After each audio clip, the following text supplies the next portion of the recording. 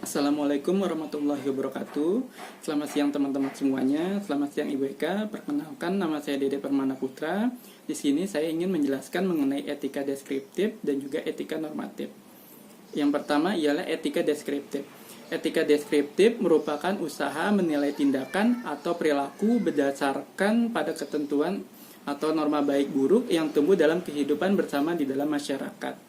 Kerangka etika ini pada hakikatnya menempatkan kebiasaan yang sudah ada di dalam masyarakat sebagai acuan etis.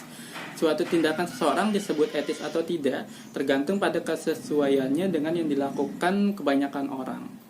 Etika deskriptif sendiri mempunyai dua bagian yang sangat penting. Yang pertama ialah sejarah kesusilaan. Bagian ini timbul apabila orang menerapkan metode historik dalam etika deskriptif.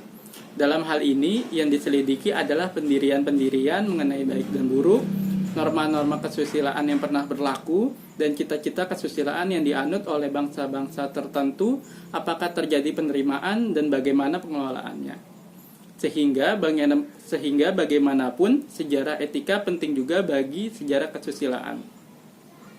Yang kedua ialah fenomenologi kesusilaan. Dalam hal ini, istilah fenomenologi dipergunakan dalam arti seperti dalam ilmu pengetahuan agama. Fenomenologi agama mencari makna keagamaan dari gejala-gejala keagamaan, mencari logos, susunan batiniah yang mempersatukan gejala-gejala ini dalam keselarasan tersembunyi dan penataan yang mengandung makna. Demikian pula dengan fenomenologi kesusilaan. Artinya, ilmu pengetahuan ini melukiskan kesusilaan sebagaimana adanya, memperlihatkan ciri-ciri pengenal, bagaimana hubungan yang terdapat antara ciri yang satu dengan yang lain, atau singkatnya, mempertanyakan apakah yang merupakan hakikat kesusilaan.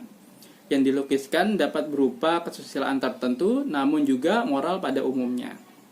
Contoh etika deskriptif yaitu seperti masyarakat Jawa yang mengajarkan tata krama di dalam berhubungan dengan orang yang lebih tua daripada kita.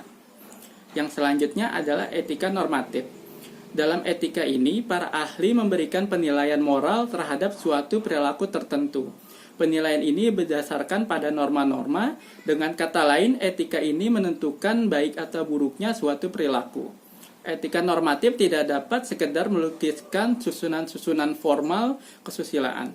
Ia menunjukkan perilaku manakah yang baik dan perilaku manakah yang buruk. Yang demikian, ini kadang-kadang yang disebut ajaran kesusilaan. Sedangkan untuk etika deskriptif disebut juga ilmu kesusilaan. Etika normatif memperhatikan kenyataan-kenyataan yang tidak dapat ditangkap dan diverifikasi secara empirik. Etika yang berusaha menelaah dan memberikan penilaian suatu tindakan etis atau tidak tergantung dengan kesesuaiannya terhadap norma-norma yang sudah dilakukan dalam suatu masyarakat. Contoh etika normatif yaitu lebih ke dalam sifat individual seperti kejujuran, disiplin, dan tanggung jawab. Ya, sekian penjelasan dari saya. Untuk selanjutnya akan dijelaskan oleh teman saya di video selanjutnya. Terima kasih.